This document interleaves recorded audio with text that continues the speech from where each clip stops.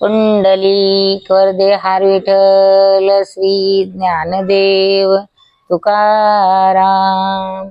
वक्रतुंड महाकाय सूर्यकोटी समप्रभ निर्विघ्नं कुरु मे देव सर्वकार्येषु सर्वदा। सजयति सिंदूरवदनो देवो यत्पादपङ्कजस्मरणं वासरमणिरिव तमसा राशिनाशयति विघ्नानां। या कुन्देन्दुतुषारहारधवला या शुभ्रवस्त्रावृता या वीणावरदण्डमण्डितकरा या श्वेतपद्मासना या ब्रह्माच्युतशङ्करा प्रभृतिभिः देवे सदा वन्दिता। सा मां पातु सरस्वती भगवती निःशेषजाड्यापहा।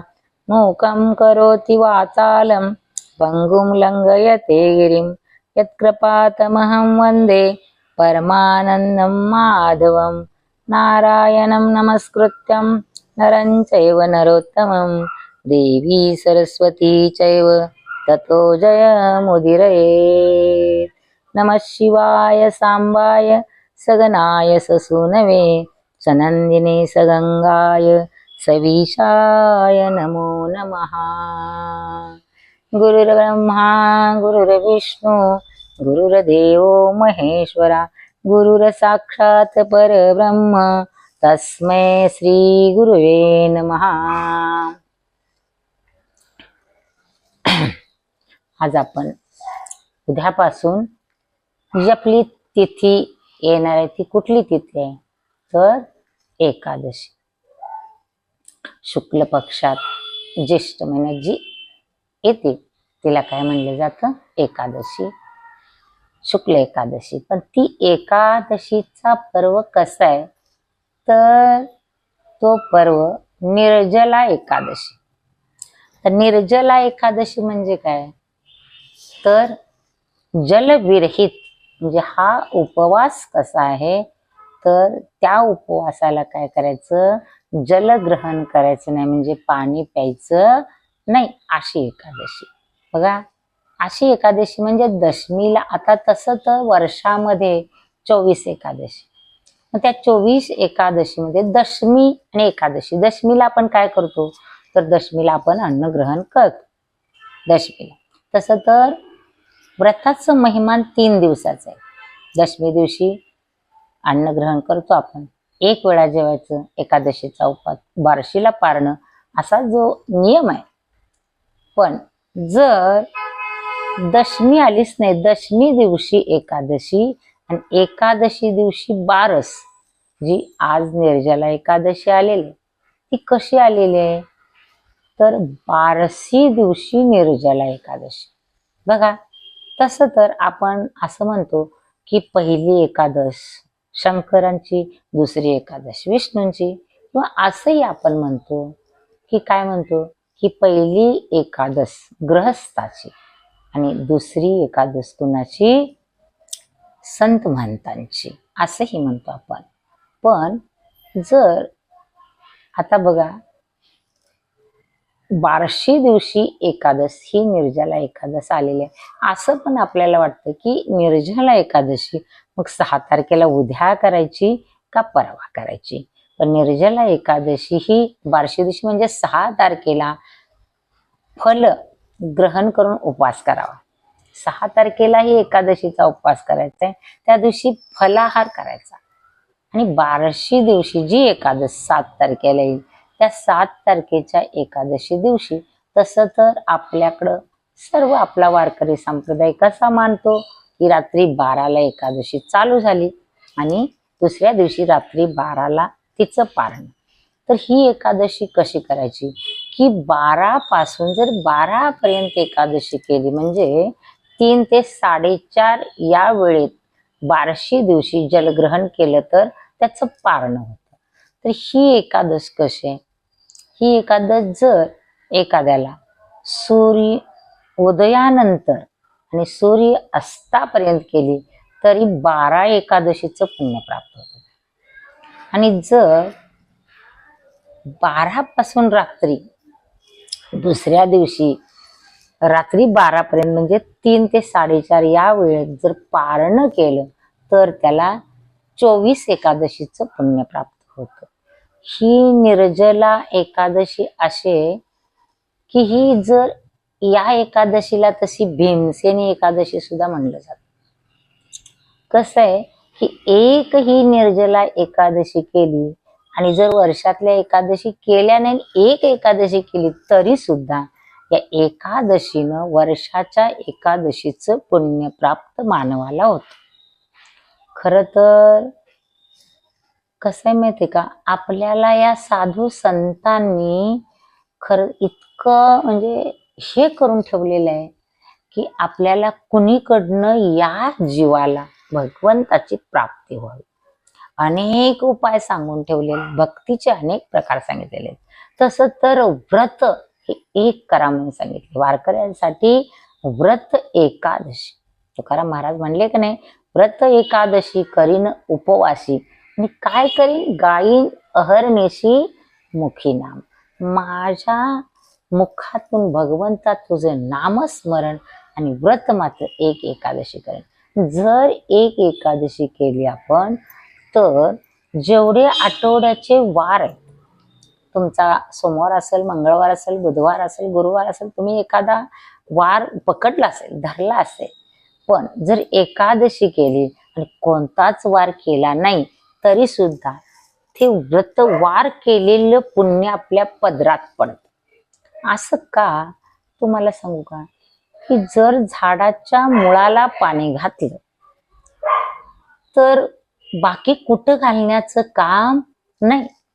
मग त्याच्या फांदीला वेगळं, फुलाला वेगळं, पानाला वेगळं, फळाला वेगळं पाणी घालायची गरज नाही. त्याप्रमाणे ही एक एकादशी जर केली, 15 दिवस, हा एक एकादशी जर 15 दिवसातनं एका एकादशीचं व्रत केलं तर सगळे वार केलेलं पुण्य आपल्या पदरात पडतं.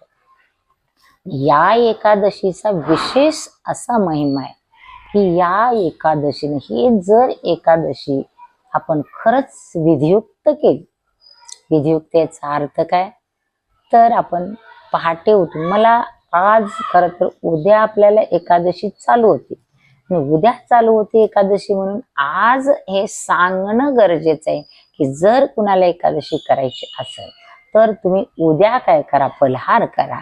7 तारखे दिवशी काय करा, निर्जला जलग्रहण करू नका, निर्जला एकादशी करा. या एकादशीचा इतका महिमा आहे, इतका महिमा आहे की ही जर एकादशी विधियुक्त केली, बघा तुम्हाला सांगते, एकादशीचा महिमा आजचा नाही. काय झालं की द्वापारामध्ये सगळ्या पांडवांनी भगवान श्रीकृष्णांना सांगितलं की देवा, एकादशीचा महिमा आगाध आहे. प्रभू, तुला भेटायचं म्हटलं तर एक व्रत माणसाला तुझ्यापर्यंत आणू शकतं की जी एकादशी. पण आमचे भीमसेन जे आहेत ते काय करतात की त्यांना उपवास निभत नाही, म्हणून ते काय कुठलंच व्रत करत नाही. मग आता देवांच्या जवळ गेल्याच्या नंतर सगळेजण बसल्यावर हा प्रस्ताव मांडला. भगवंतांनी सांगितलं, भीमाला विचारलं, काय तुम्ही एकादशी पकडत नाही? भीम म्हणला, मला काय उपवास जमत नाही. मग तुम्ही असं करा, काय करा की जेणेकरून, भीम काय म्हणला की मला जेणेकरून एकादशी घडल असं काय तर सांगा. की देव म्हणले, तुला नुसती एकादशी घडल नाही तर तुला 24 एकादशीचं पुण्य तुझ्या पदरात पडल असं तुला सांगतो, तू करशील का? भीमसेन म्हणाले, हा. मग काय केलं भीमाना की त्या दिवशी तुम्ही जल सुद्धा ग्रहण करायचं नाही, अशी एकादशी करा. भीमांनी कबूल केलं आणि भीमांनी ती अशी निर्जला एकादशीचं व्रत धारण केलं. तेव्हापासून या एकादशीला भीमसेनी एकादशी सुद्धा म्हणतात. खरं तर आता या दिवसात कसं असतं, कडक उन्हाळा असतो, पाण्याची फार माणसाला गरज असते. देवासाठी असा उपवास आपण कडक करणं आणि त्या दिवशी जर भरलेला पाण्याचा कुंभ आपण दान केला तर अगाध पुण्य प्राप्त होतं. दुसरी गोष्ट म्हणजे जेवढे आपले वर्षातनं प्रत्येक आपण एकादशी करत असू, प्रत्येक एकादशी करून ही जर ही निर्जला एकादशी, जलविरहित एकादशी असा जर व्रत आपण पकडलं, तर या व्रताच्या प्रभावानं आपल्याला नवे पाप मुक्त होतो. अनेक जन्मांची पाप जात्यात नव्हे, तर जीव मोक्ष पदाला प्राप्त होतो. इतका महिमा अनेक ग्रंथामध्ये सांगितलेला आहे. व्यासानी भागवत मध्ये तर या निर्जला एकादशीचा महिमा सांगितलेला आहे. अशी ही निर्जला एकादशी तुमच्या आमच्यासाठी खरं तर भगवंतांनी अनेक प्रकाराने उपाय सांगितलेत की जेणेकरून हा कलियुगाचा जीव भगवंतापर्यंत पोहोचू शकेल. बघा, आणि त्याला पुण्य प्राप्त होईल. किंवा तुम्हाला सांगायचं पुण्य आणि पाप हे काय आहे, तर आपण कुठल्या तर संसारिक जीव आहे, संसारिक जीवाच्या हातून पाप हे घडत असत. पाप करावं लागत नाही. पाप काय होत असतं तर घडत असत. आणि त्या पापाचं क्षालन होण्यासाठी अनेक व्रत सांगितलेलं. कशी अनेक व्रत, आणि त्यातलं प्रामुख्यानं व्रत सांगितलेलं आहे. तर कुठलं सांगितलेलं आहे? एकादशी. एक जर एकादशी केली तर ऐका खर तर एकादशीची महिमा अनेक ग्रंथामध्ये हा एकादशीचा महिमा गायलेला आहे. अनेक संतांनी तुमच्या आमच्यापर्यंत तो महिमा पोहोचवलेला सुद्धा आहे. म्हणून मी खरं तर खास या एकादशीचा महिमा म्हणजे जर कोणी व्रत करायचं असेल तर उद्याची जी एकादशी आहे 6 तारखेची, ती फराळ करून करा, फल आहार करा. आणि जी खरं तर अगोदर म्हणजे काय करा तर रामरस घेऊ नका.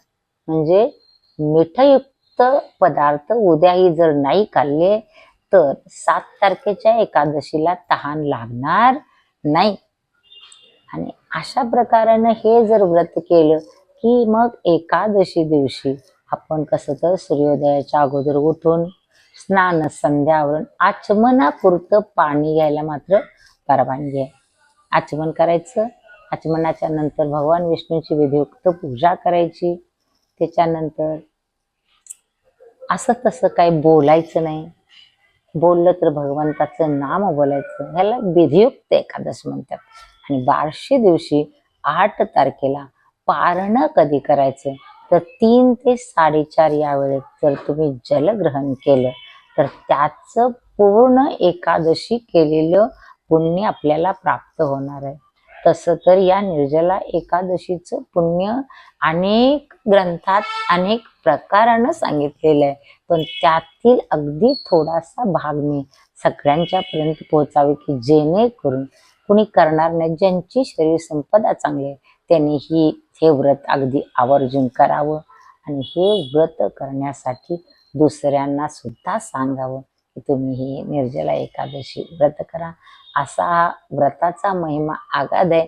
आणि हे व्रत आपल्याला या संसारिक जीवाला मुक्ती दिल्याशिवाय राहणार नाही.